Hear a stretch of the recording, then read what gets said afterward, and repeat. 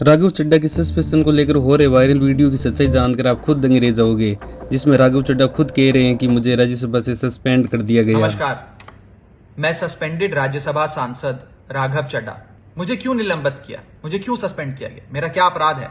ये viral video 11 अगस्त 2023 का है, जब राघव चड्ढा ने दिल्ली सेवा बिल से जुड़ी सिलेक्ट कमेटी में कुछ सांसदों का नाम प्रस्तावित किया। राघव चड्ढा का कहना है कि किसी भी समिति के लिए सांसद के बिना हस्ताक्षर के उसका नाम प्रपोज अर्थात प्रस्तावित कर सकते हैं या सुझा सकते हैं, और यदि प्रस्तावित नाम से सांसद को किसी प्रकार का एतराज़ है तो वो अपना नाम विड्रॉ अर्थात हटा सकता है। उपयुक्त मुद्दे को लेकर उन पर यह आरोप लगाया गया कि उन्होंने सांसदों की बिना किसी अनुमति के उनके नाम सिलेक्ट कमेटी में जोड़ दिए गए, जिसे संसद की प्रिविलेज कमेटी अर्थात विशेष अधिकार समिति का मामला मानते हुए उक्त मुद्दे को जांच में भेज दिया गया, जिसके तहत राज्यसभा सभापति जगदीप धनखड़ ने 11 अगस्त 2023 को राघव चड्ढा को राज्यसभा से सस्पेंड कर दिया गया और ये सस्पेंशन 115 दिन तक रहा। जबकि राघव चड्ढा का कहना है कि ये सारा मुद्दा राजनीतिक दृष्टिकोण से देखा गया और जिसके तहत बिना किसी नियम के सस्पेंड कर दिया गया।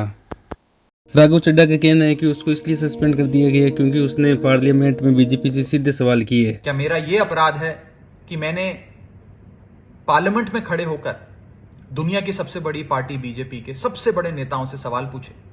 सस्पेंशन को लेकर सेकेंड सबसे बड़ा रीजन राघव चड्ढा ने यह बताया कि उनको इसलिए सस्पेंड कर दिया गया क्योंकि उसने दिल्ली सेवा बिल पर अपनी बात रखते हुए जस्टिस की मांग की और इलेक्शन से पूर्व मैनिफेस्टो में किए गए वादों को पूरा करने के लिए कहा। क्या मेरा यह अपराध है कि मैंने दिल्ली सेवा बिल पर अपनी बात रखते हुए बीजेपी के सबसे बड़े नेताओं से न्याय की मांग करी, उन्हें उन्हीं का पुराना मैनिफेस्टो दिखाकर वादे पूरे करने को कहा, बीजेपी को आईना दिखाया? राघव चड्ढा ने आगे अपनी बात रखते हुए ये कहा कि बीजेपी को इस बात का सबसे ज्यादा डर सताता है कि एक नौजवान भरी पार्लियामेंट में उनसे सीधे सवाल कैसे कर सकता है। क्या इन्हें यह डर सताता है कि कैसे ये 34 साल का युवा संसद में खड़ा होकर हमें ललकारता है, हमसे सवाल पूछता है, हम पे सवाल दागता है? राघव चड्ढा फिर से बीजेपी को निशाना साधते हुए कहा कि ये लोग इतने शक्तिशाली हैं कि ये किसी भी सीमा तक जा सकते हैं। ये लोग बहुत शक्तिशाली लोग हैं, ये लोग किसी भी हद तक जा सकते हैं।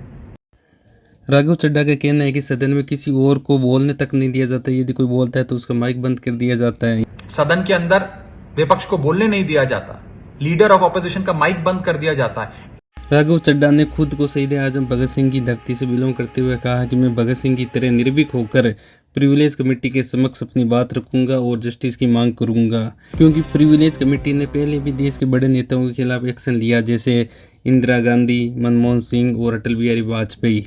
मैं शहीद आजम भगत सिंह की धरती से आता हूं, पूरी मजबूती से प्रिविलेज कमेटी के सामने अपना पक्ष रखूंगा, न्याय की मांग करूंगा।